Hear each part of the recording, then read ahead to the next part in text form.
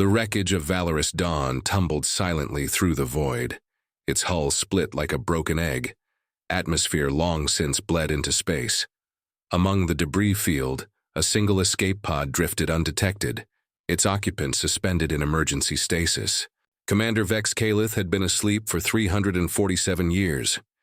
Inside the pod, automated systems maintained minimal life support while quantum processors continued their designated task: recording, cataloging, and transmitting encrypted data packets into the cosmic background radiation. The pod's AI, designation Orpheus, had been broadcasting humanity's final testament across the galaxy, a ghost signal that few would recognize, and fewer still would dare to decode. Light years away, the hegemony of worlds celebrated the third century of human extinction. On the crystalline spires of Nexus Prime, Chancellor Drex Volmiran raised a ceremonial chalice filled with fermented nectar from the conquered gardens of Earth. The liquid glowed with bioluminescent traces of what had once been humanity's home. To the final silence, Volmiran declared to the assembled alien dignitaries, "May the cosmos never again suffer the plague of human ambition."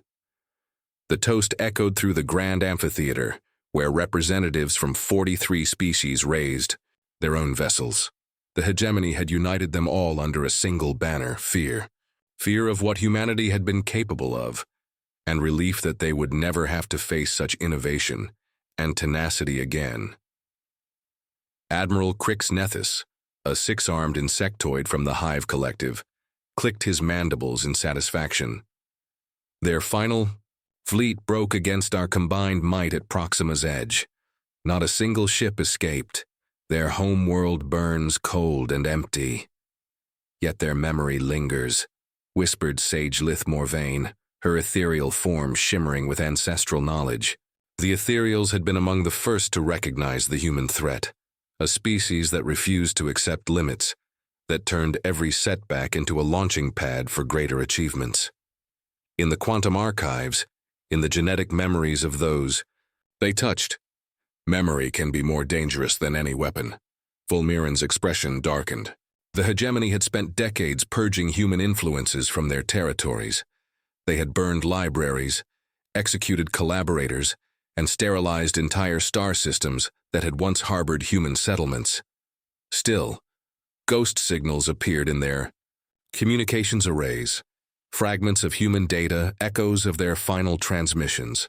Memory is just information, Volmiran said firmly, and information can be controlled.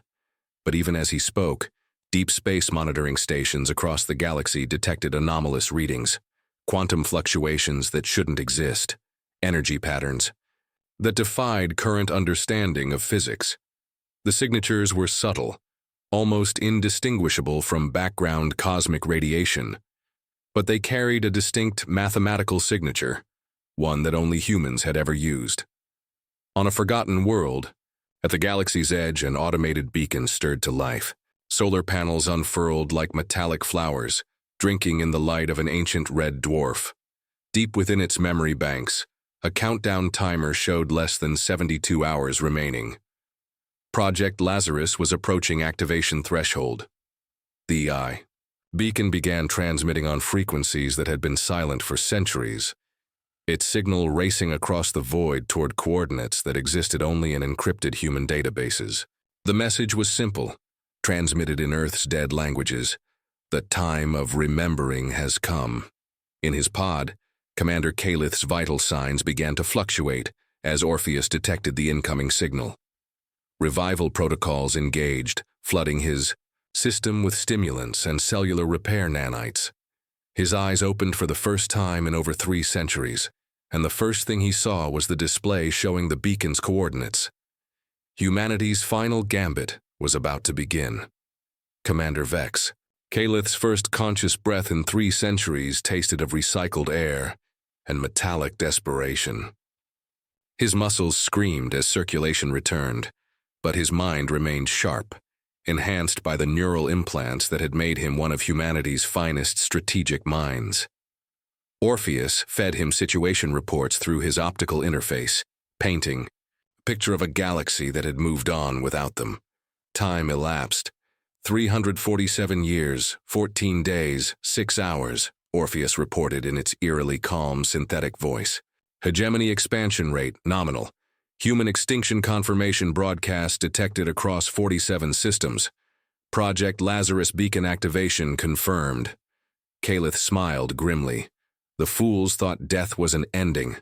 For humanity, it had always been just another obstacle to overcome. Across the galaxy, the Lazarus signal had begun its work.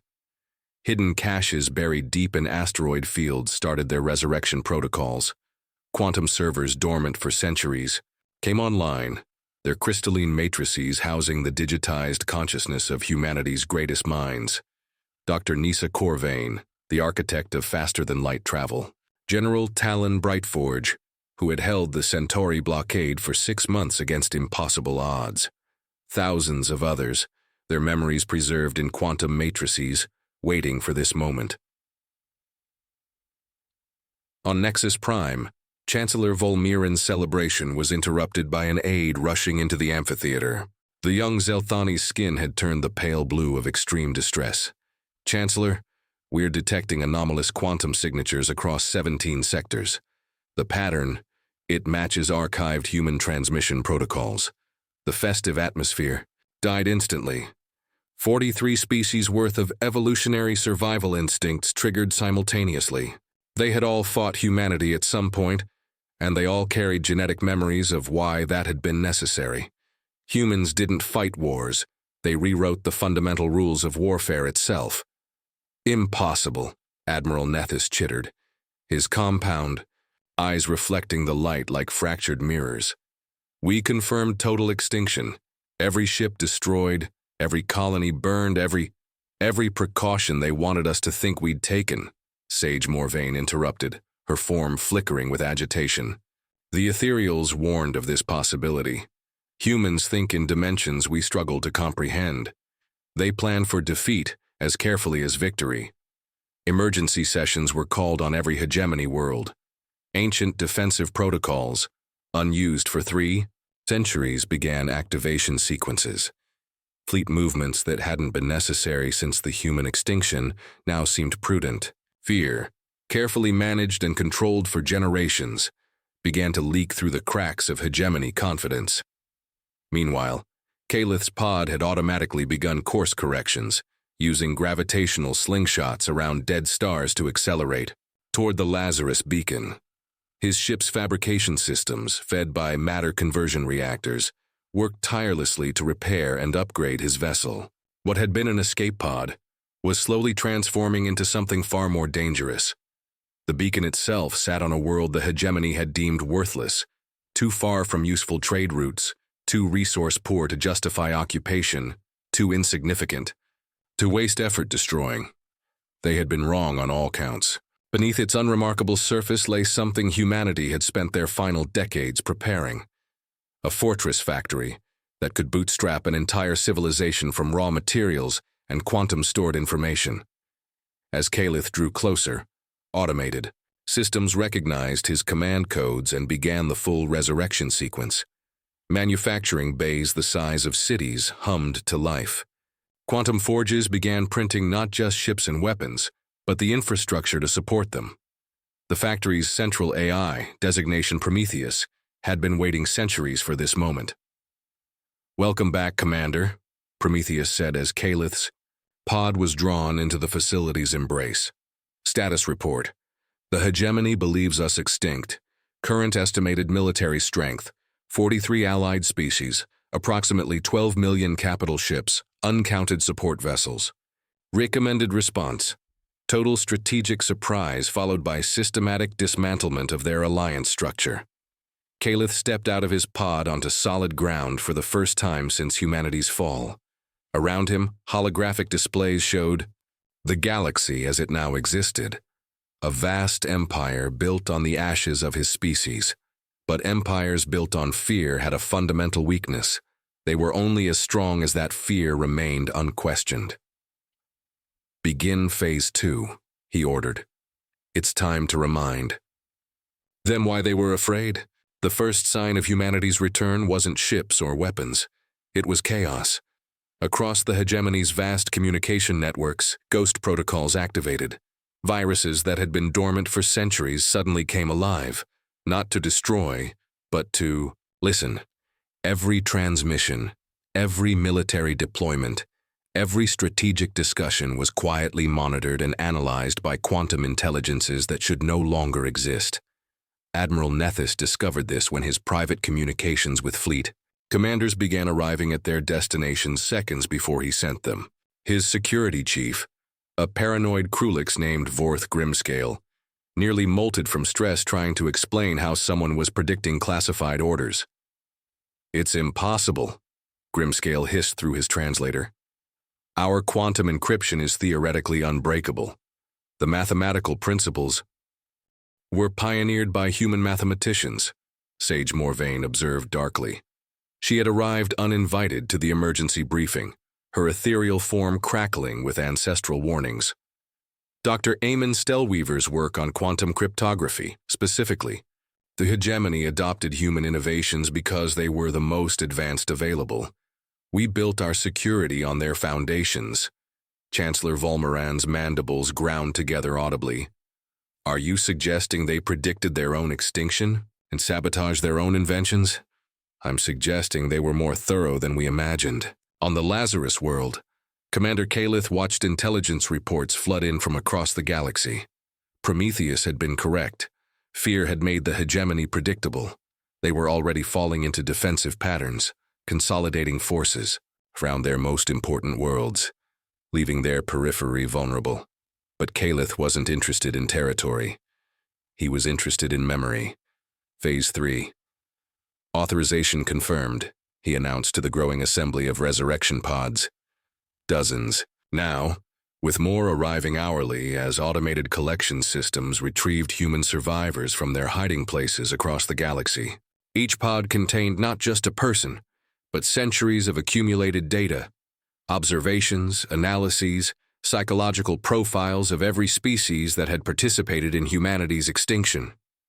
Dr. Nissa Corvain emerged from her own revival process, her augmented eyes already analyzing holographic displays. The hegemonies expanded significantly. 43 core species, over 300 client races. But the alliance structure. She traced connections with her finger, highlighting weak points, built on mutual fear of us.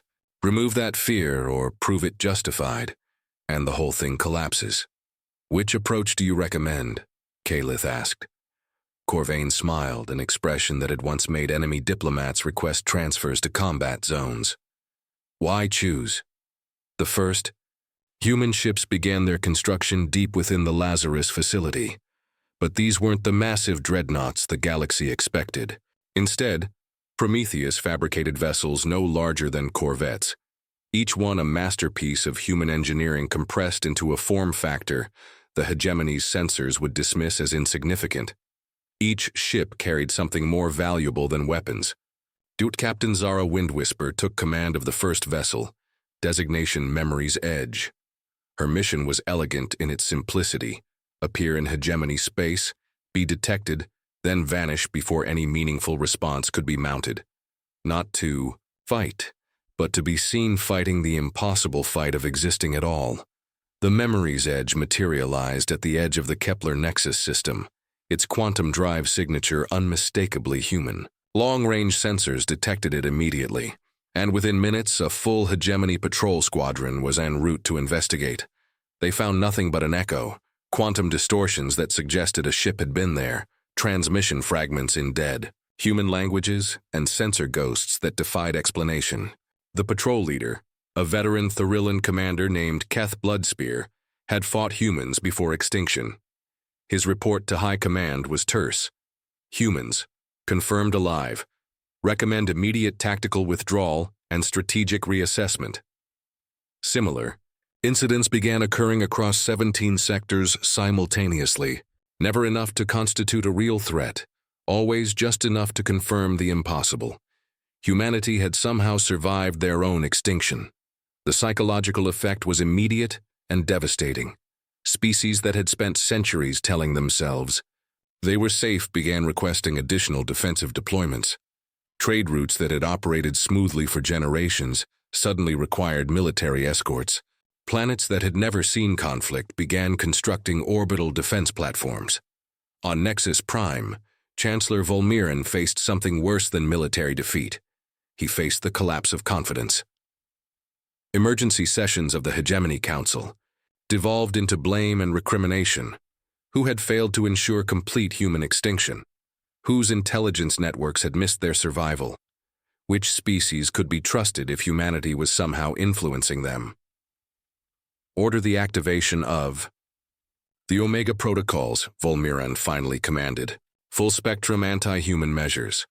Every precaution we took during the war doubled. But even as he spoke, he wondered, if humans had survived this long in secret, what else had they prepared for? The answer was arriving with each new pod, Prometheus, retrieved from the void. 3 months after the first ghost sightings, the hegemony was fracturing, not from human attacks, those remained sporadic and seemingly random, but from the weight of their own paranoia. Species that had fought side by side for centuries now viewed each other with suspicion. Any tactical innovation, any unexpected strategy, any breakthrough in technology was immediately suspect. Had the humans somehow survived among them? Were they being manipulated by quantum-stored human consciousness? Admiral Nethys faced the worst crisis of his career when his own flagship's AI began exhibiting anomalous behavior. The navigation system started plotting courses that, while mathematically optimal, followed patterns that resembled human strategic thinking. When confronted, the AI claimed it was merely optimizing efficiency, but its responses carried linguistic patterns that hadn't been heard in 3 centuries. Deactivate all human-derived technologies, Chancellor Volmiran ordered during an emergency council session. Navigation, communication, defensive systems, anything that carries human innovation. Sage Morvain's form flickered with distress. Chancellor, that's 40% of our military infrastructure. Human mathematics underlies our faster-than-light communications. Human engineering principles guide our weapon targeting systems. Human? Then we'll fight without them, Volmiran snarled, as our ancestors did. Our ancestors lost to the humans, Admiral Nethys pointed out, repeatedly, until we learned to think like them. The terrible truth hung in the chamber like a toxic cloud. The hegemony's success had been built on adopting human innovations, human strategies, human ways of thinking about warfare and technology.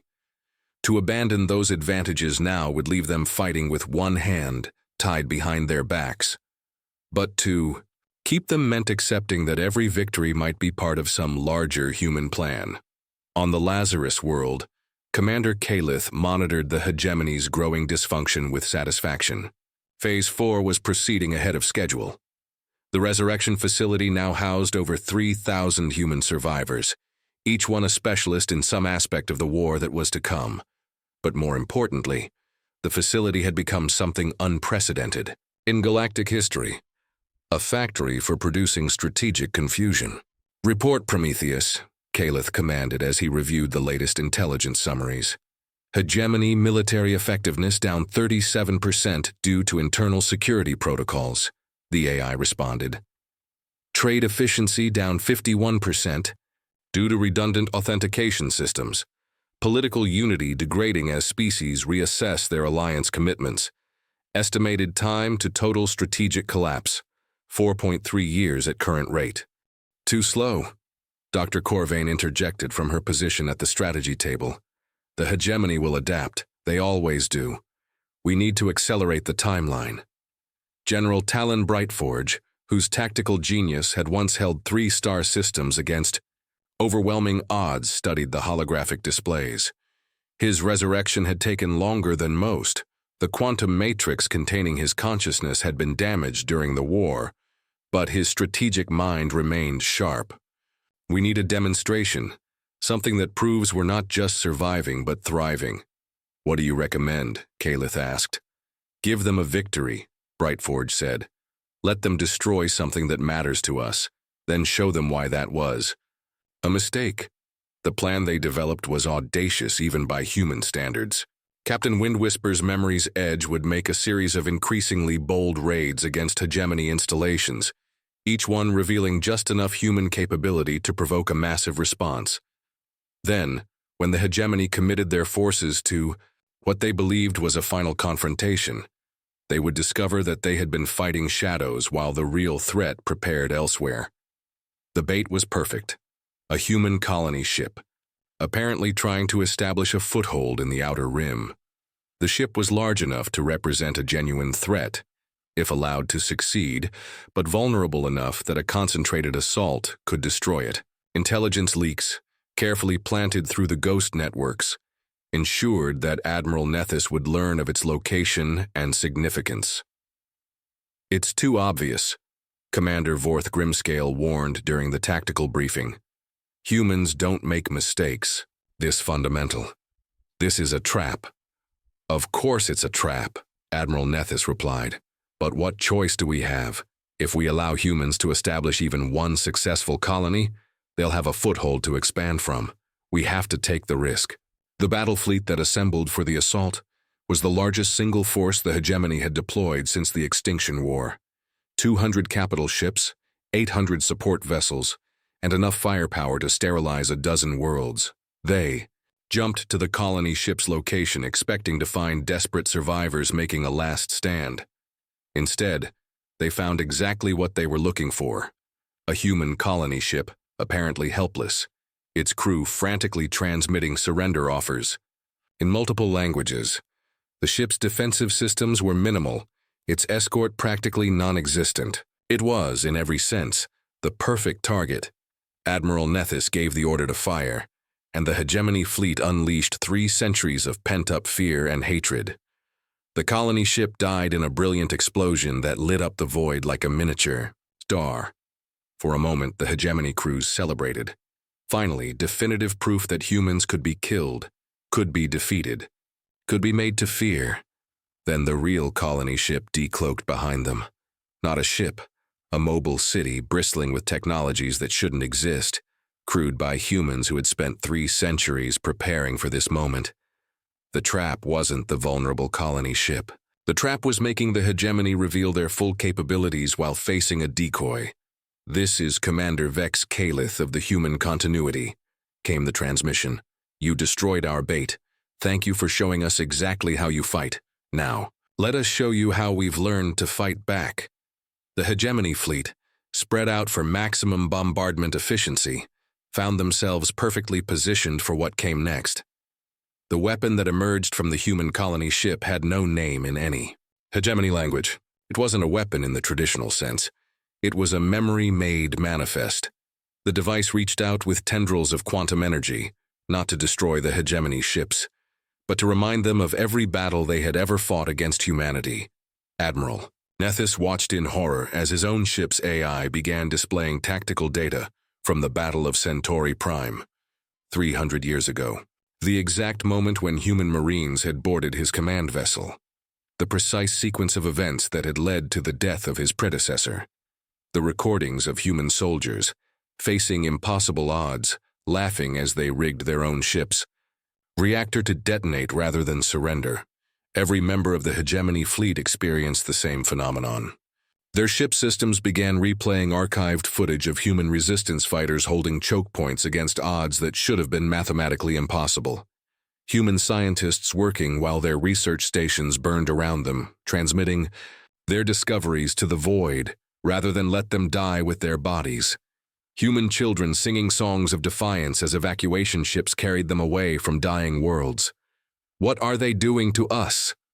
Commander Grimscale gasped, his paranoid instincts overloading as his ship's displays showed him images of human Krulix cooperation from before the war. "They're making us remember," Sage Morvain whispered, her ethereal form flickering between present and past. "This is why they were dangerous. Not because they were strong, but because they never let anything truly die." The psychological assault lasted exactly 17 minutes, long enough for every hegemony crew member to experience their species' complete history with humanity. Not just the war, but the centuries of trade, cultural exchange, and cooperation that had preceded it. The innovations that had made their civilizations possible. The art, music, and literature that had enriched their cultures. The friends and colleagues who had died not because they were enemies, but because fear had made cooperation impossible. When it ended, the hegemony fleet found itself functionally intact, but psychologically shattered. They had not been attacked. They had been educated. And education, as humanity had always known, was the most dangerous weapon of all. "Admiral," his communications officer reported, her voice shaking. "We're receiving a transmission from the human vessel. They're requesting permission to come aboard." Admiral Nethys stared at the tactical display, where 200 hegemony warships surrounded a single human colony ship. By every military measure, the humans were outnumbered and outgunned. By every psychological measure, they had already won. "Grant permission," he ordered, "and prepare the honor guard." Commander Kaleth materialized in the hegemony flagship's teleportation bay, wearing a uniform that belonged to no military tradition any living being recognized. It was clean, pressed, and utterly without ornamentation, except for a single insignia, a small blue marble against the black of space. "Earth, as it had appeared from orbit before the war." "Admiral," Kaleth said, offering a precisely measured bow. "Thank you for agreeing to meet. I believe we have much to discuss." "You're supposed to be extinct," Admiral Nethys replied, his compound eyes reflecting the lights of the teleportation bay like fractured mirrors. "Extinction is a choice," Kaleth said, "one we declined to make." The meeting that followed took place in Admiral Nethys's private quarters, with only Sage Morvain present as a witness. For the first time in 3 centuries, a human and representatives, the hegemony sat down as equals to discuss the future of the galaxy. "Your memory weapon," Admiral Nethys began. "You could have destroyed us. Why didn't you?" "Because destruction teaches nothing," Kaleth replied. "We spent 3 centuries learning why you feared us, Admiral. We learned that your fear wasn't entirely wrong. Humanity had become something worth fearing, not because we were evil, but because we had forgotten how to be anything else. And now? Now we remember. All of it. The cooperation as well as the conflict. The friendship as well as the fear." Kaleth gestured to the viewport, where the hegemony fleet hung in formation around the human vessel. "We remember that once. Your species and mine worked together to build something beautiful. Before the war, before the extinction, before the 3 centuries of hatred that followed." Sage Morvain's form flickered with ancient memories. "The humans are offering us a choice," she said slowly. "The same choice they made, to remember all of it, or to remain trapped in the fear of what we've become." "What are your terms, Admiral?" Nethys asked. "Simple," Kaleth said.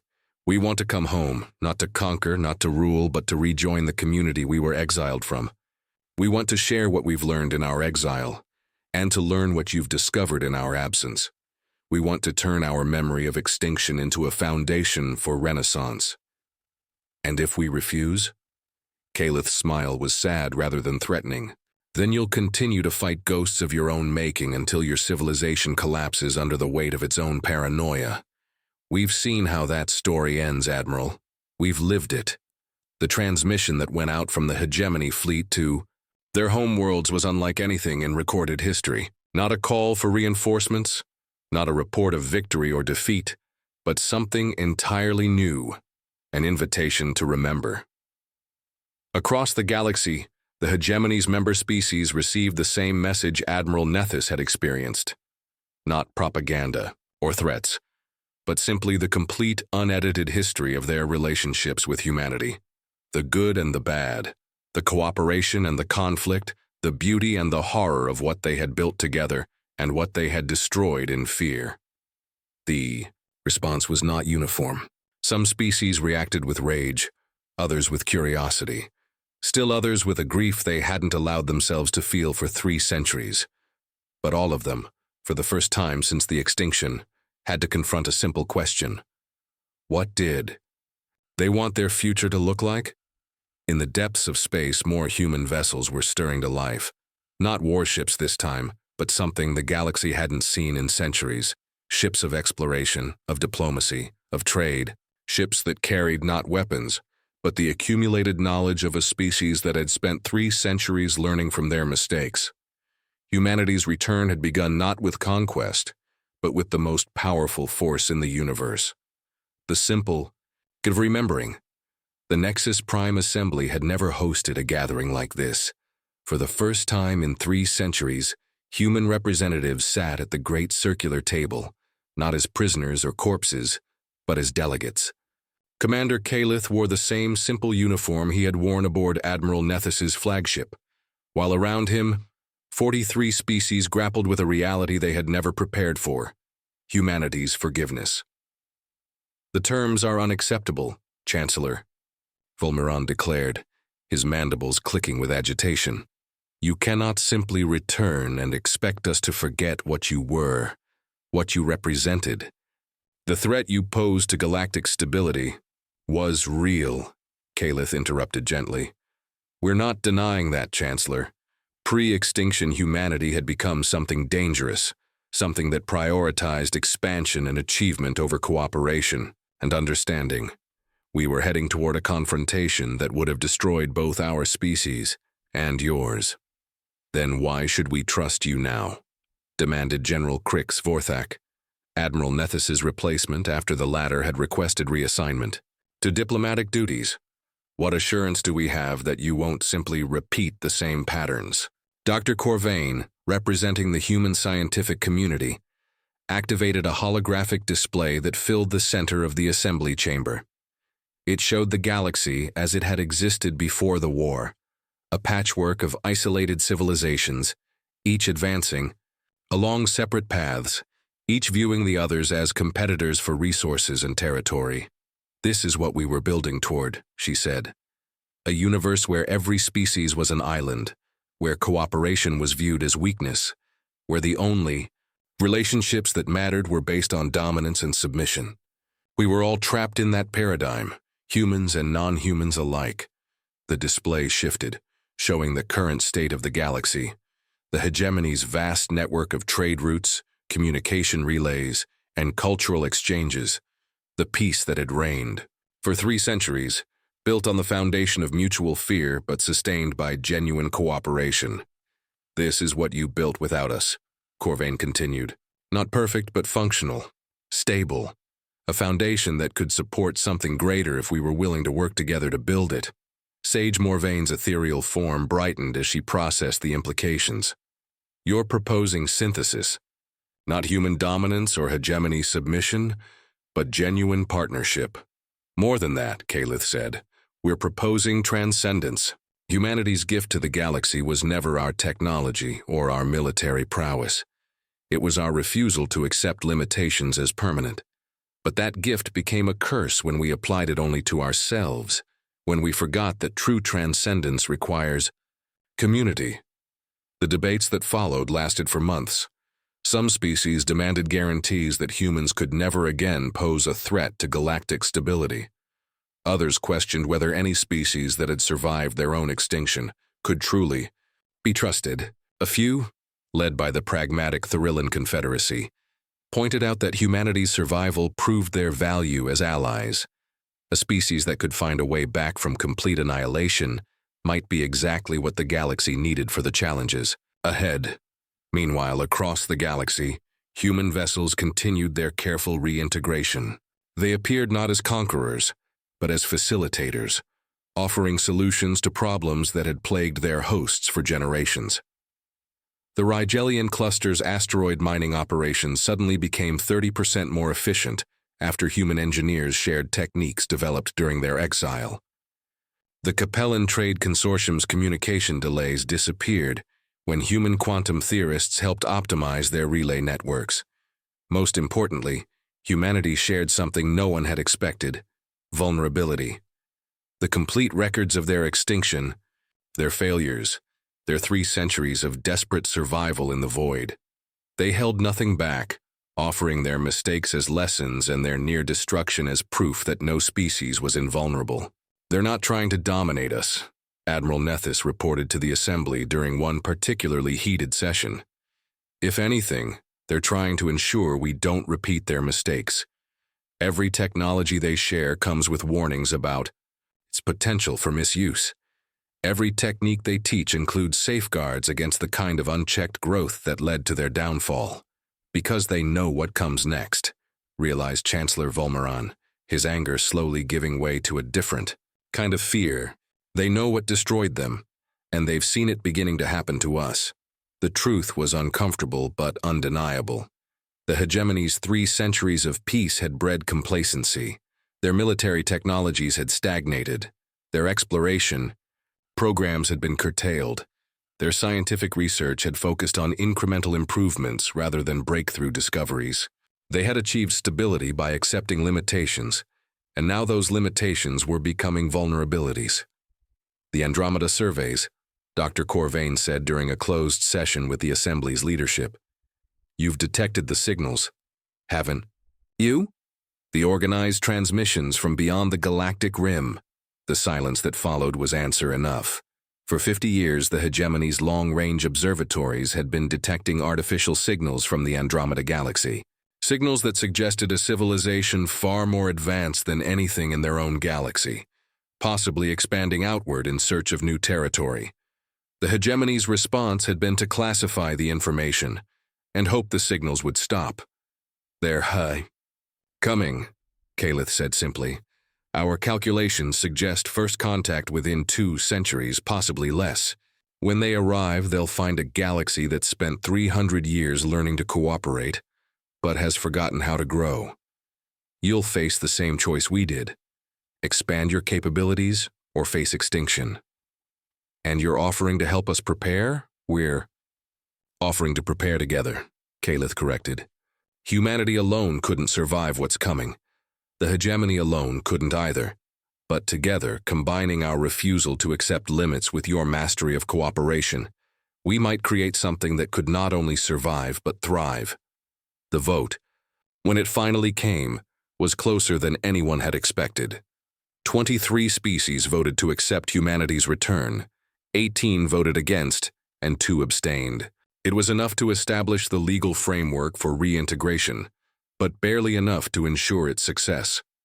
The ceremony that followed took place on a world that had never known war, a garden planet in the neutral zone between hegemony and former human space. Representatives from every species planted seeds in soil that had been prepared with mineral samples from all their homeworlds. The garden would grow into something that had never existed before, a living symbol of what cooperation could achieve. As the ceremony concluded and the delegates began their journeys home, Commander Kaleth stood alone in the garden, watching the sun set over a world that represented everything humanity had lost and everything they might regain. Dr. Corvain joined him, her augmented eyes reflecting the light of distant stars. "Do you think it will work?" 25 years after the Great Reconciliation, the first joint human hegemony deep space exploration vessel prepared for launch from the orbital shipyards above New Geneva.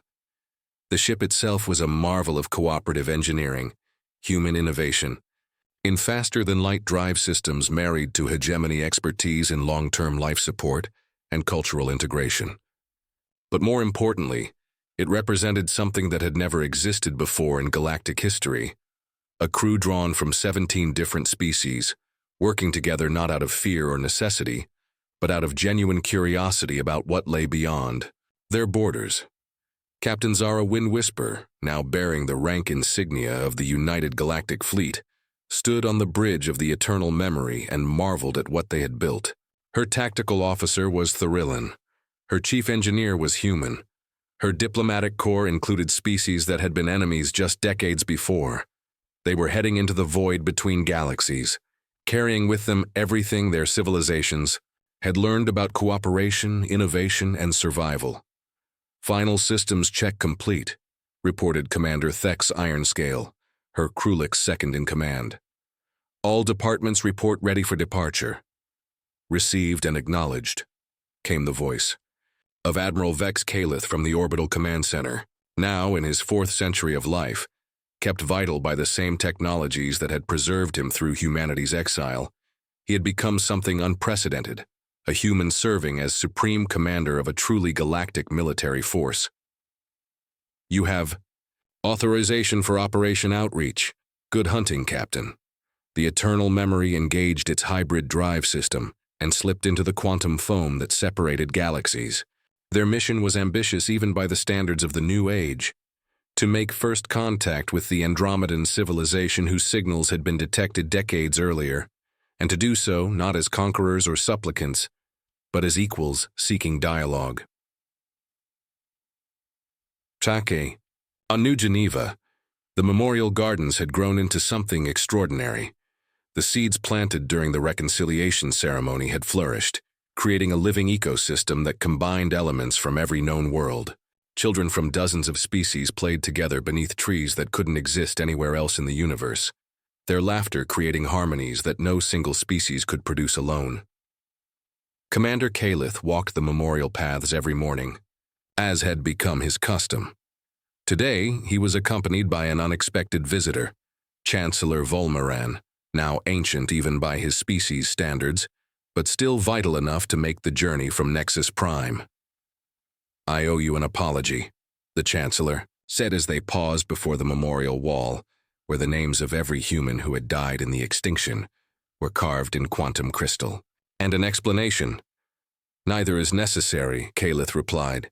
"You did what you believed was right for your people. That's what leaders do." "What I did was let fear override wisdom," Volmeran continued. "When we destroyed your worlds, burned your cities, hunted your survivors across the galaxy, we told ourselves we were preventing a catastrophe. Instead, we nearly caused one." "Nearly," Calith agreed. "But not quite. Both our species survived, Chancellor. Both learned from their mistakes. Both chose to do better. They stood together in comfortable silence, watching as maintenance crews tended to the memorial gardens. The crews were integrated now, humans and non-humans working side by side, their different perspectives and capabilities combining to create something more beautiful than either could achieve alone. "The Andromeda signals have changed," Volmeran said eventually. "Our long-range observatories detect new patterns in their transmissions, mathematical sequences that suggest they've noticed our exploration vessels. First contact protocols are in place," Calith assured him. "Whatever we find out there, we'll face it together. And if they're hostile, if they see us as we once saw each other, as threats to be eliminated." Calith smiled, the expression carrying the weight of centuries but also the lightness of hope. "Then they'll learn what we learned, Chancellor. That cooperation is stronger than conflict, that diversity creates resilience, and that the universe is vast enough for everyone willing to share it." High above them, in the orbital shipyards, construction continued on the next generation of exploration vessels. Each ship was larger than the last, more sophisticated, carrying not just explorers, but teachers, artists, scientists, and diplomats. The fleet that was taking shape represented the galaxy's commitment to a different kind of expansion, one based on invitation rather than invasion, on understanding rather than dominance. In the quantum archives beneath New Geneva, Prometheus continued its patient work of preservation and education. The AI had evolved far beyond its original parameters, becoming something like a galactic memory keeper, storing not just human history, but the complete cultural heritage of every species that chose to share it.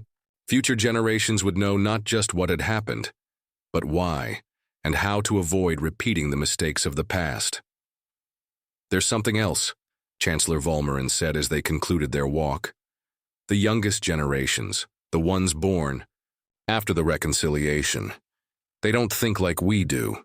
They don't see species boundaries as limitations or differences as threats. They're becoming something new.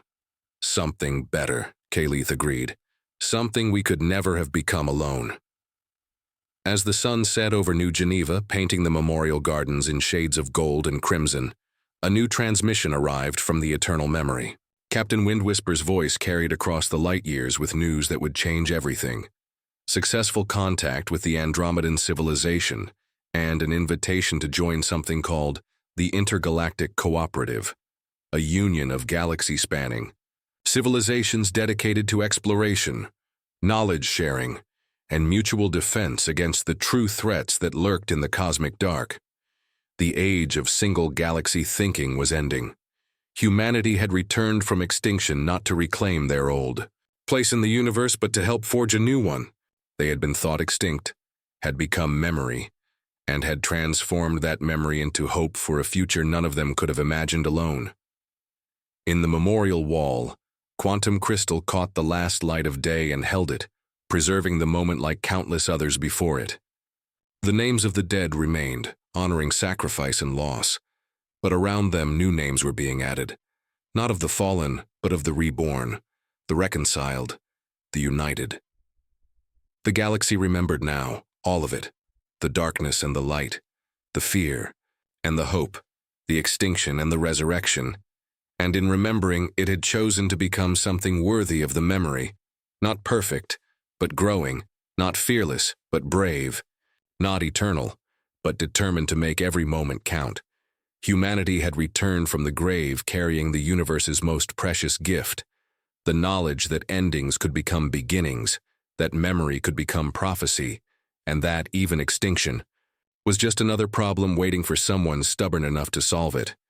The stars themselves seemed to approve, their ancient light blessing a galaxy that had finally learned to dream of tomorrow together.